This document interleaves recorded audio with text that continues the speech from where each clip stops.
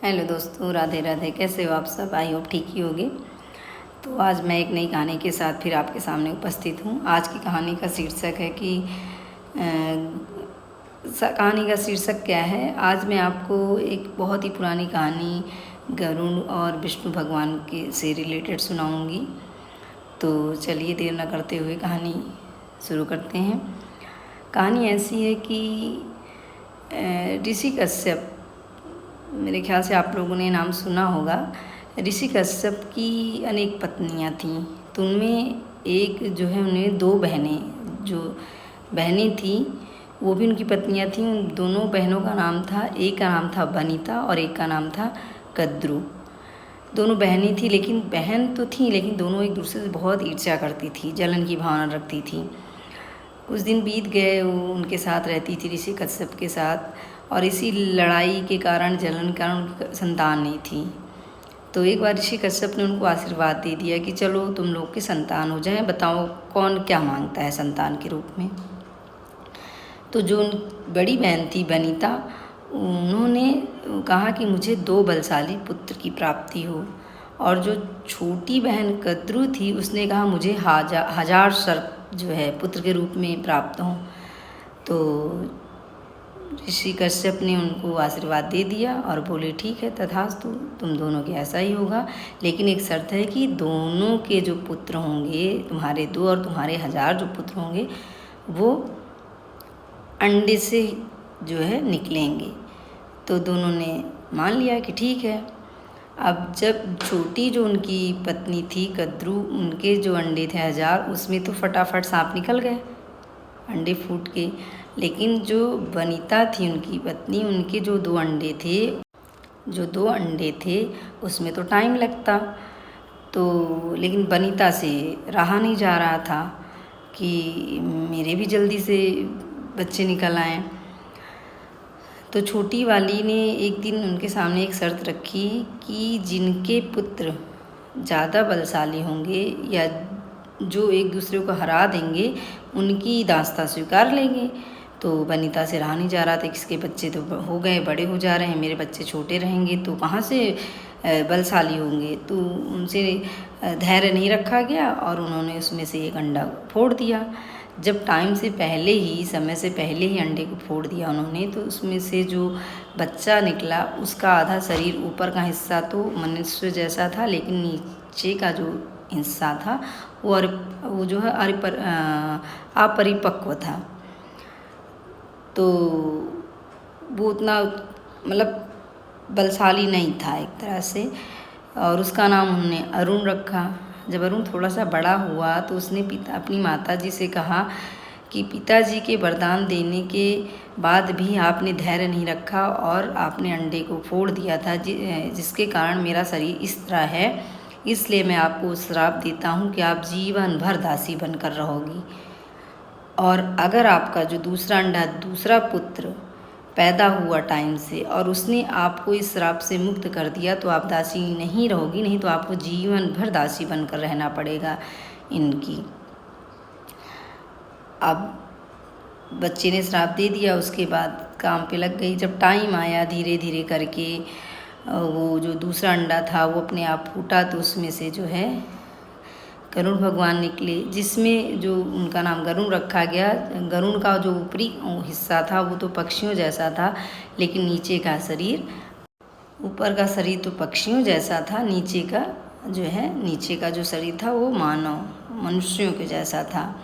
जब उनके दूसरे बेटे अर्थात गरुड़ जी को पता चला कि मेरी माँ को मेरे भाई ने ही श्राप दिया है और श्राप यही है कि जीवन भर दासी बन के रहेंगी, तो उन्होंने और उनको ये भी पता चला कि ये जो मेरी दूसरी माँ हैं, जो सर्पों की माता हैं, ये मेरी मौसी हैं। तो उन्होंने उनके पास जाके उनके बच्चों से पूछा कि मेरी माँ को दासी से मुक्त करने के लिए क्या लोगे आप, मैं वो करूँगा।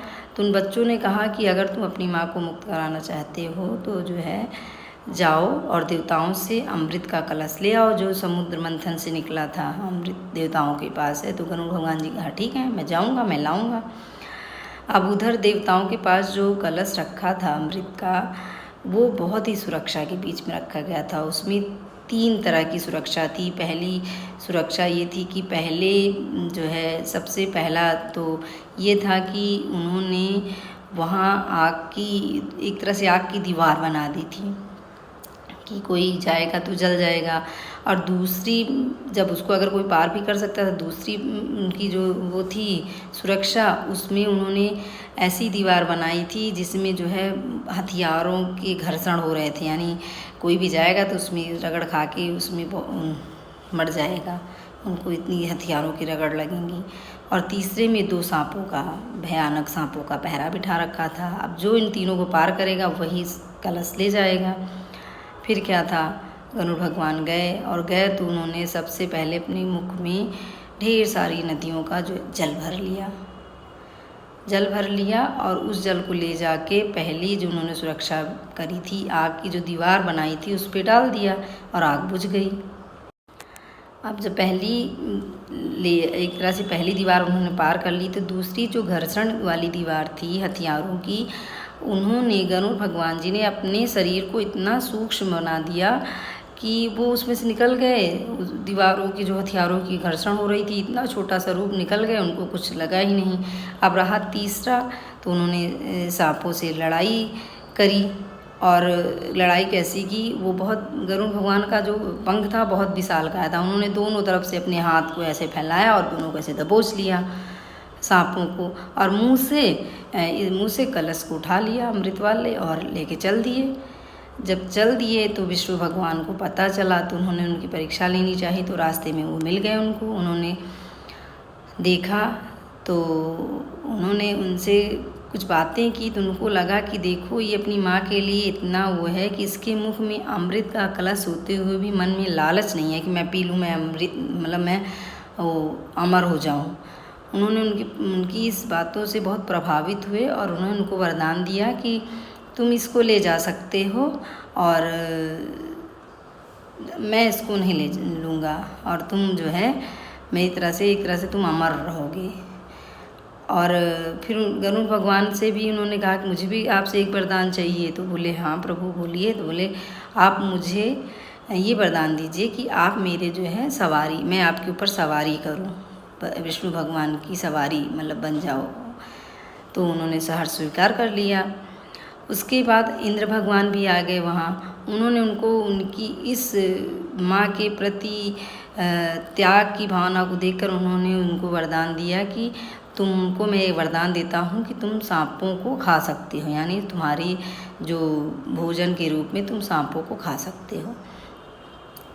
और अब वो ये वरदान प्राप्त करके वो जो है अपने घर गए और उन्होंने अपने सांप, जो उनके सांप के भाई थे सांप के रूप में, उन्होंने उनसे कहा कि ये लो, मैंने आपके आदेश का पालन किया, ये रहा अमृत का कलश, लेकिन इसको पीने के पहले आप सब लोग को स्नान करना पड़ेगा। जब वो लोग स्नान करने गए तो इधर इंद्र भगवान भी उनके साथ चुपके से पीछे पीछे आए थे और उन्होंने चुपचाप कलश उठाए अमृत का और लेके चले गए।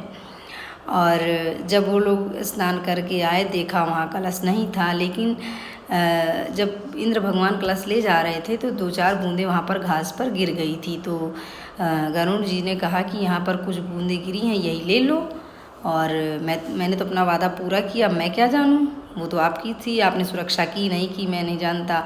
आप मेरी माँ को दासी की उससे प्रथा से मुक्त करो। उन्होंने अब वो सब आपस में लड़ने ले गए बूंदों के लिए कि मुझे मिल जाए, मुझे मिल जाए। इस तरह से गरुड़ भगवान ने अपनी जो है माता को दास्ता से मुक्त कराया और भाइयों को सबक सिखाया एक तरह से। तो ये रही आज की कहानी। आई होप आपको मेरी ये कहानी पसंद आई होगी। अगर आपको मेरी ये कहानी पसंद आई हो तो प्लीज़ मेरी इस कहानी को लाइक करें और मेरी इस वीडियो को शेयर करें और चैनल को सब्सक्राइब ज़रूर करें। धन्यवाद। राधे राधे।